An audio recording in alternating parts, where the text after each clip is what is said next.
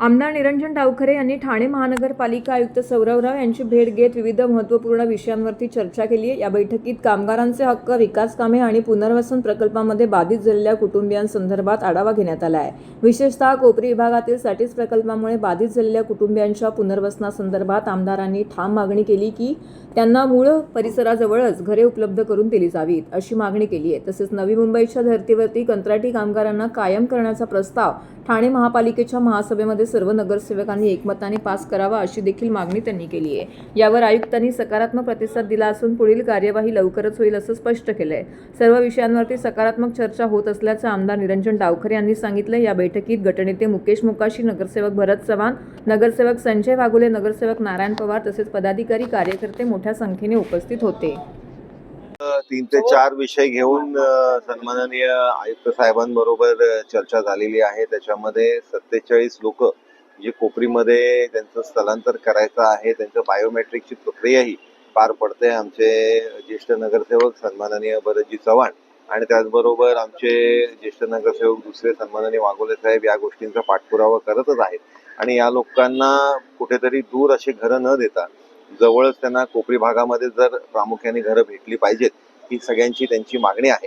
आणि त्या दृष्टिकोनाने महानगरपालिकेने संवेदनशील पद्धतीमध्ये या संदर्भात बघून या लोकांना घरं उपलब्ध करून देण्याची मागणी ही आम्ही सगळ्यांनी केलेली आहे। आमचे गटनेते सन्माननीय मुकेशजी मोकाशी या बैठकीला उपस्थित होते।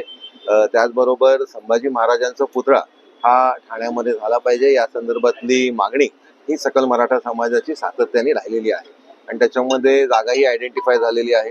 आमचे ज्येष्ठ या इकडे सामाजिक कार्यकर्ते, भारतीय जनता पार्टीचे पदाधिकारी, उपाध्यक्ष म्हणून ज्यांनी सातत्याने गेली 5 वर्ष भारतीय जनता पार्टीचं काम केलं, ते आमचे रमेशजी आमरे या गोष्टीचा सतत पाठपुरावा करत आहेत। तर जागा आयडेंटिफाय करून या संदर्भातली जी मागणी महानगरपालिकेकडनं राज्य शासनाकडे गेली पाहिजे, या संदर्भातलाही पाठपुरावा या इकडे केलेला आहे।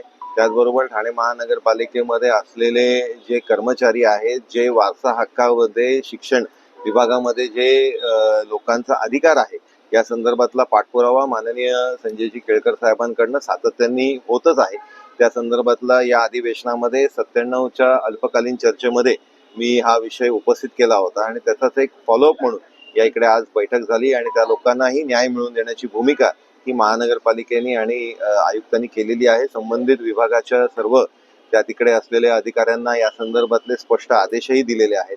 त्याचबरोबर सेवा ज्येष्ठतेचा 5 वर्ष आणि 3 वर्षाचे जे आपले कर्मचारी आहेत, यांच्या संदर्भातलाही कोणावरही अन्याय होता कामा नये, या दृष्टिकोनाने आणि कुठलीही पद्धतीमध्ये ही प्रक्रिया लांबली जाऊ नये, या दृष्टिकोनाने ही निर्णय हे महानगरपालिका घेणार आहे। कारण दोन्ही कर्मचारी जे आहेत ते महानगरपालिकेचेच आहेत, आपलेच आहेत। आणि या संदर्भातलाही पाठपुरावा माननीय केळकर साहेबांच्या माध्यमाने सतत हा महानगरपालिकेच्या माध्यमाने झालाय। 91 पासनं हे विषय प्रलंबित आहेत। तर या विषयासंदर्भातली भूमिका आणि या संदर्भातली निर्णय प्रक्रिया ही महानगरपालिकेने त्वरित घ्यावी आणि कुठल्याही कर्मचाऱ्यावरती अन्याय होता कामा नये, या दृष्टिकोनाने निर्णय घ्यावा, अशी मागणी आम्ही केलेली आहे।